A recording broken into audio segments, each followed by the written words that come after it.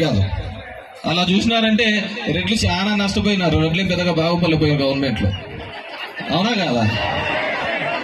కానీ మన తలెత్తుకొని తిరిగే విధంగా చేసినాడు జగన్మోహన్ రెడ్డి గారు.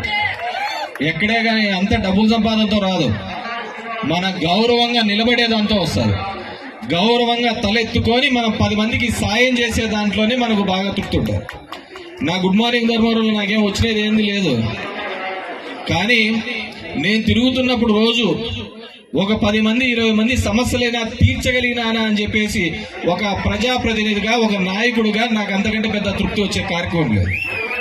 ఈరోజు జగన్మోహన్ రెడ్డి గారు చేసిన ప్రతి పని, ప్రతి సంక్షేమ కార్యక్రమం కావచ్చు, అభివృద్ధి కాలం కావచ్చు, ఆయన ఉన్నంత వరకు కూడా చరిత్రలో అలాగే నిలిచిపోయే విధంగా ఆయన చేయడం జరిగింది.